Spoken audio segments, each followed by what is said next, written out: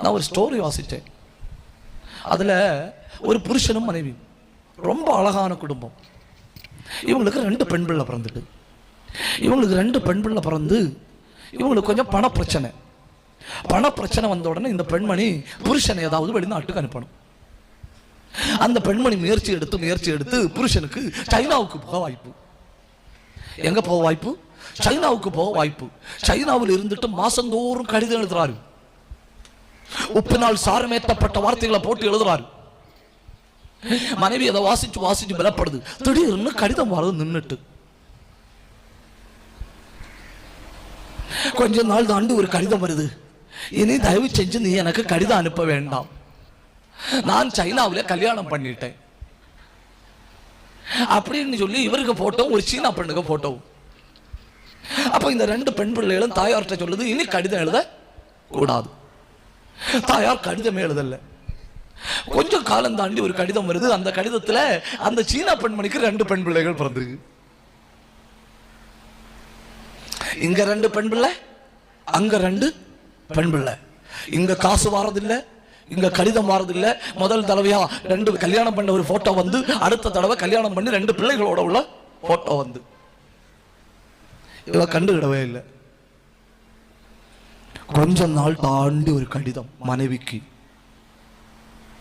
அப்புறம் பழையது மாதிரி உப்பினால் சாரம் ஏற்றி எழுதியிருக்காரு.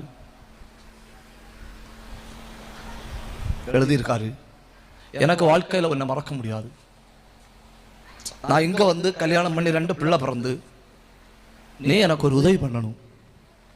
எனக்கு கேன்சர். உடனே இந்த பெண்மணி தன் புருஷனுக்கு கடிதம் எழுது, என்ன பிரச்சனைனாலும் பயப்படாதுங்க, நீங்க எல்லாம் கேன்சரை தாண்டி வர முடியும், நானும் பிள்ளைகளும் உங்களுக்காக ஜெபம் பண்ணிட்டு இருக்கிறோம். கொஞ்ச நாள் தாண்டி அடுத்த கடிதம் வருது, எனக்கு விடுதலை வர வாய்ப்பு இல்லைன்னு டாக்டர் சொல்லியிருக்காரு. எனக்கு இப்ப வியாதியை விட பயங்கரமான யோசனை இங்க கிடக்கிற மனைவி 2 பிள்ளைகளை பற்றி. நான் உன்னிட்ட ஒரு யோசனை கேட்கிறேன், எனக்கு கேட்கலாமான்னு தெரியல. நான் ஒருவேளை இங்க செத்து போயிட்டேன்னா என் உடல் கூட அங்க வராது. அதனால நான் ஒரு காரியம் பண்றேன், நான் உயிரோடு இருக்கும்போது ஒரு உதவி உன்னிட்ட கேட்கிறேன், நான் என் மனைவியும் பிள்ளைகளையும் அங்க அனுப்பி விடட்டா?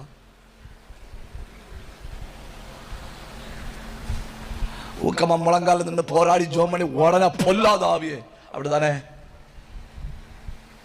அந்த பெண்மணி பதில் எழுதி இருக்கு, இங்க பாருங்க தாய், நீங்க கடன் பிரச்சனை தள்ளிட்டு போனீங்க இல்லையா, நீங்க போன உடனே எனக்கு டெய்லரிங் தெரியும்னு சொல்லி நான் வீட்டுல பழைய துணி தச்சு கொடுக்க தொடங்கினேன். பழைய துணி தச்சு கொடுக்க தொடங்கி இப்ப எனக்கு 20 ஸ்டாஃப் இருக்கு. எனக்கு பணம் இருக்கு, என் 2 பிள்ளைகளை வளர்த்துறதை விட கூடுதல் பணம் இருக்கு, நீங்க அனுப்பி விடுங்க. ஒரு நாள் ஒரு சைனா பெண்மணியும் மூக்கு சப்பன மாதிரி 2 பெண் பிள்ளைகளும் இங்க வந்துட்டு வரானார். இங்க வந்துட்டு மொழியும் தெரியாது, இவங்களுக்கு மலையாளம் தெரியும், அவங்களுக்கு மலையாளம் தெரியாது. இந்த பெண்மணி என்ன பண்ணிருக்கு தெரியுமா? அந்த லேடிக்கு டெய்லரிங் படிப்பிச்சு கொடுத்துருக்கு. எந்த லேடிக்கு?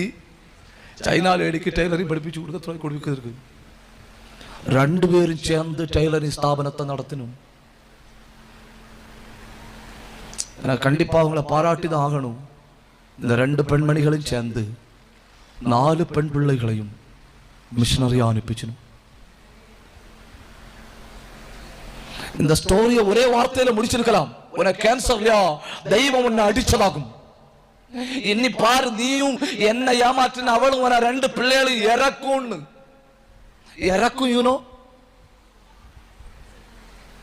அது இறக்குங்கிறது என்னன்னு எனக்கு தெரியலையே. பிச்சை எடுப்பணும். இப்படி எழுதி அந்த சம்பவத்தை என்ன பண்ணிருக்கலாம்? முடிச்சிருக்கலாம். ஒற்ற கடிதத்துல கதை முடிஞ்சில்ல, கத்துக்கிட்டி இல்ல குத்துக்கிட்டி. அந்த பெண்மணி ரொம்ப யோசிச்சு முடிவெடுக்குது. ரொம்ப யோசிச்சு முடிவெடுத்ததன் விளைவு என்ன தெரியுமா? 4 மிஷனரிகள். அப்ப சில நேரம் சில காரியங்களை தாண்டி நம்ம யோசித்தா சமாதானத்தை விளைய பண்ண முடியுது. சாதாரணமா நம்ம ஊருக்கார என்ன யோசிப்பணும், நான் கடன் பிரச்சனையில் இருக்கும்போது தள்ளிட்டு போனேன். அப்புறம் என்ன கண்டுக்கிடல, நான் ஜோம் பண்ணிட்டு இருந்தவன் அடியும் ஆண்டவரே, இவனை எங்கேயாவது வச்சு பிடியும் ஆண்டவரே. நம்ம மிகப்பெரிய ஜப குறிப்பா தானே அடியும் பிடியும், எங்கேயாவது வச்சு பிடியும் ஆண்டவரே. நான் நீதி உள்ளவள் என்பதை நீர் இந்த உலகத்துக்கு காட்டணும், அவனை அடிக்கணும். அந்த நேரம் பார்த்தா கடிதம் வருது எனக்கு கேன்சர்னு, உடனே திருப்பி என்ன சொல்லியிருக்கணும், கர்த்தர் அடிப்பாருன்னு எனக்கு தெரியும், ஆனா இவ்வளவு சீக்கிரத்தில் அடிப்பாருன்னு தான்.